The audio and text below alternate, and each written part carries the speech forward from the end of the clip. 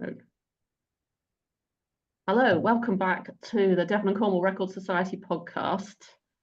My name's Catherine Ryder and I'm the honorary editor for the Society. And I'm very pleased to be talking to Paul Cockerham, who's another of our trustees, but more importantly, he's the editor of our 2022-2024 volume, I should say, Cornish Churches in the 19th Century, Church Notes of the Lysons Brothers and Sir Stephen Glynne, Part 1, with Part 2 to come in a few years' time. And Paul's agreed today to talk to us a little bit about the book. So, hello, Paul. Can I start with a really basic question, please, which is, who were the Lysons Brothers and Sir Stephen Glynne? Okay, thanks, Catherine. Good to see you, and welcome to everybody who sees this online. The Lysons brothers, there were two of them. There was a Daniel Lysons and his brother Samuel. And they were, well, Daniel was, they both got educated at Bath, and then Daniel went to Oxford and trained to be one of the clergy, and he took over. He was one of the sort of, he eventually inherited a lot of money from his great uncle and lived the life of a sort of gentleman, clergyman, antiquary. His brother Sam went to London, trained to be a lawyer, and also trained as an artist. And around about 1800 and so on, having already sort of published their own antiquarian works individually, they had this grand idea of publishing what's called the Magna Britannia, which was a county-by-county introduction to the antiquities of it, the parochial history, the social history of it. In other words, an all-embracing history of each individual county.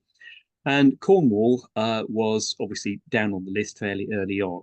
And their notes survive in innumerable volumes, some of which are extremely large and extremely heavy, in the British Library. They've never ever been published, and they've never ever been catalogued by the BL. So nobody really knows what's in them unless you actually ask to get the volumes up and have a look through them. But their church notes for Cornwall are a mix of sort of documentary analyses, descriptions of the architecture, but there are quite a few lovely vignettes drawn by Samuel of features of the churches.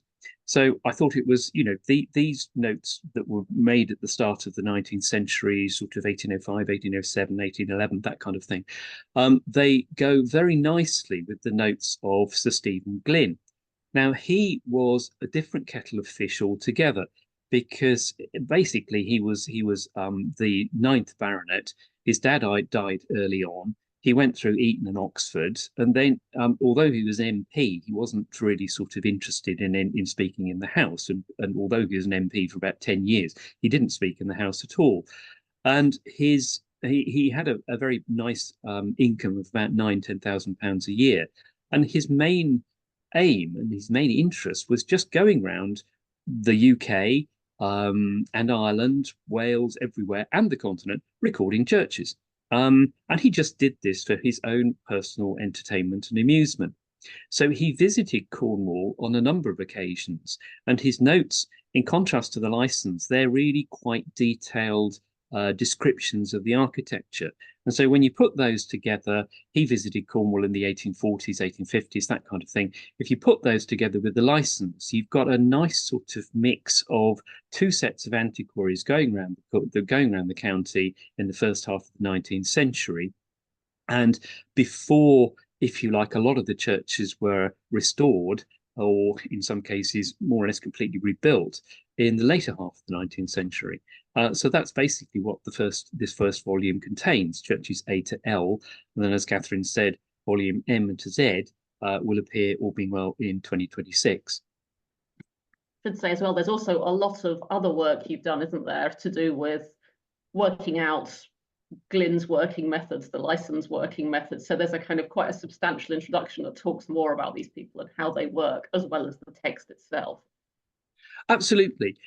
As I was looking at these notes and sort of trying to get into the mindset of these two antiquaries as they were sort of trudging around Cornwall, or riding around Cornwall, I think, well, how actually did they do it? It's all very easy to curse the A30 and so on nowadays, but you can get around very, very easily. How did they do it at the start of the 19th century?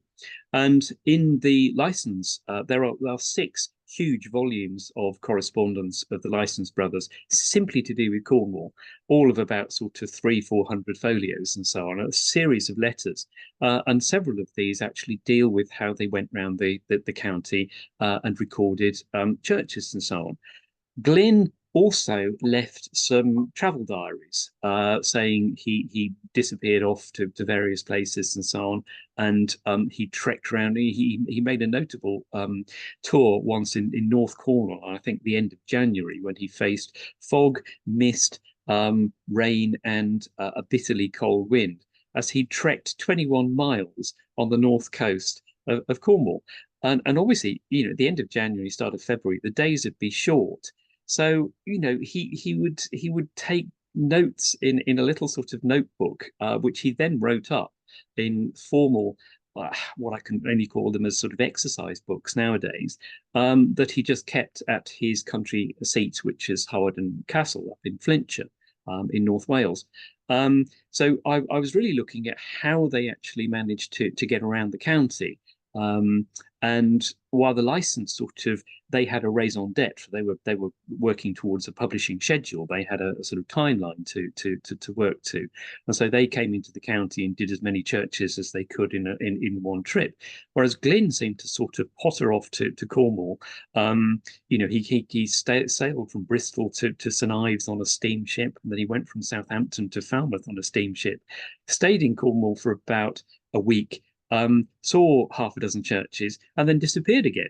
And so he sort of dipped in and out of the county at will, which he just sort of enjoyed, I think, the travelling and all that kind of thing, trekking around the county, sometimes in a gig, sometimes by omnibus to Plymouth, sometimes on horseback, obviously. Occasionally, he stayed at the big house at Connaught with the Fortescues and presumably used their horses and means of transport then. But otherwise, he just stayed in country inns and I think presumably either walked or took, as I say, took a gig, sent his luggage on ahead, presumably to another inn, and pottered around the county like that. So I was intrigued by that. And so the introduction, yes, covers their sort of methods of working. I found it really fascinating to research that, trying to sort of put persona, if you like, to their actual manuscript work, which I hope is reflected in what I've written. Yeah. And it makes you realise what an undertaking it was as well. Absolutely. So how did you come to be editing these? Well, I've always been a great fan of tomb monuments in churches and so on. Not looking at them from, say, an art historical point of view, in other words, what they look like and the sculptor and what they're actually saying, but looking at them from more an historical or social historical point of view as regards how these things were looked at by the audience that was looking at them. And obviously there are great differences sort of pre-Reformation and post-Reformation and so on. Pre-Reformation, they're all to do with purgatory, bloody, bloody, blah. Post-Reformation, they were basically saying, look, you know, this is how rich I am. I can erect you know, an enormous monument because I can. Suck it up kind of thing. And what I was very interested in was how these things related to the architecture of the church. In other words, they were always placed, these things cost a lot of cash for the family that was actually commissioning them. So I was looking at how and why they were erected where they were in the church. Now, if you go into an average, you know, Cornish church nowadays, most of it is 19th century. And so you're trying to look back to what these churches were like prior to them being restored in the 19th century, and looking at the original positions of these monuments, how they might have related to woodwork, stained glass, you know, all that kind of thing that is no longer in existence. And so looking at sources for Cornish churches this time, you know, prior to the restorations and so on, there aren't very many. So, you know, looking at the Lysons and the Glynne's notes, I thought, well, you know, the Glynne's notes have been published, but only in half a dozen or a dozen volumes of notes and queries. And that's not the Devon and Cornwall Notes and Queries. That was a national journal in the 1930s, of which there aren't many runs. I think there's one in the Morab Library, and probably Exeter's got one as well. But you've got to sort of have lots of fingers and lots of bookmarks and lots of thumbs to actually find the accounts for all these churches. So I thought I can do better than this. and with the license notes as well, then I thought together they will make a nice volume, or as it happens, 2 volumes. Yes, it was going to be 1 volume, wasn't it? And then it gradually expanded and expanded as it became clear there was so much more archival material out there. Yeah, yeah, yeah. And what I've also done is use contemporary reports of church restorations, usually taken from newspapers and so on, which give a sort of pre and post account of what the churches are looking like prior to their restorations, when there were holes in the roof and birds' nestings and pillars and arcades leading way out of the perpendicular and so on, and how the church was then sort of semi-renewed, windows replaced, walls completely rebuilt, roofs rebuilt, so that anybody going into a church now can say, okay, well, that's what it was like, that's what's been restored, that's what it was like prior to being restored. And so you've got a sort of pre and post account of the churches, aided by what the churches looked like with the Lysons and Glynne's notes. So hopefully it's a sort of story, if you like, of how the churches look, how they look now. You see what I mean? Yeah, no, it's brilliant. And there's a huge amount you can learn from that, obviously, but was there anything that surprised you reading these?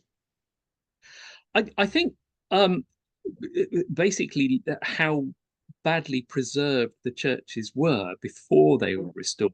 So you might curse the fact that there was a restoration, which where so much was renewed, and perhaps it was done with sometimes little sympathy for retaining some of the old stuff, old material in the church. But on the other hand, when you're faced with the church that's almost falling down, you think, well, thank goodness that they did actually step in and rebuild what was necessary and so on. So that was one thing. And the second thing, looking at the vast quantity of information the Lysons accumulated in all their notes, how little of it actually came to the light of day in the published volume.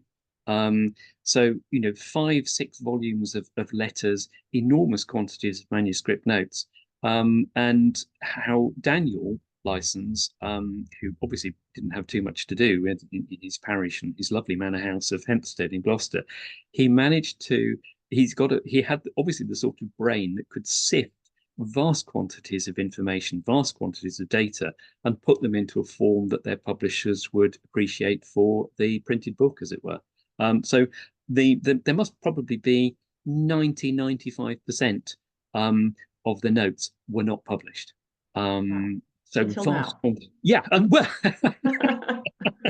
quite.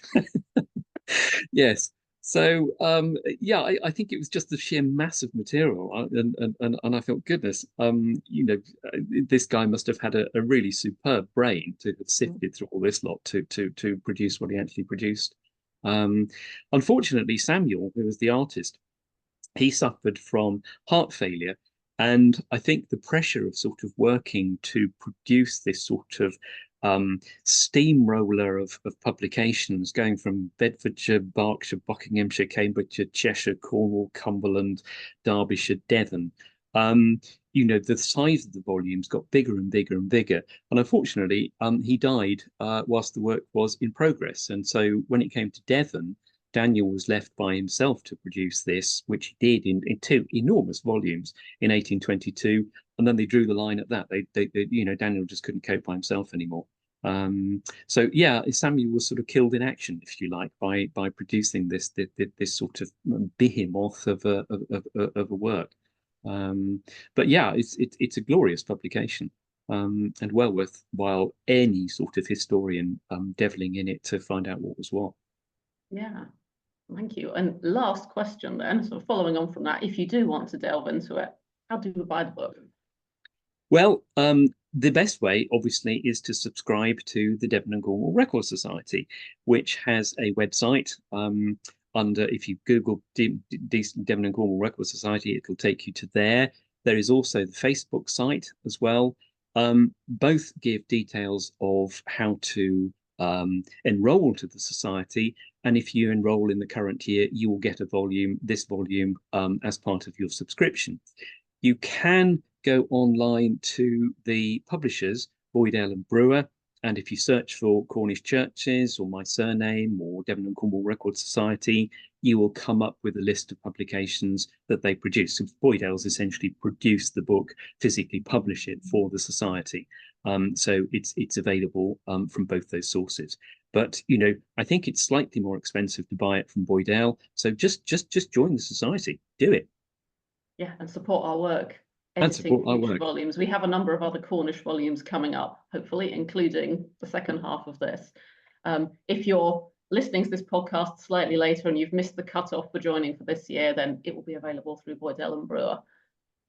But okay, brilliant. Well, thank you very much, Paul, and we'll look You're very forward welcome. to seeing the next volume in a couple of years' time.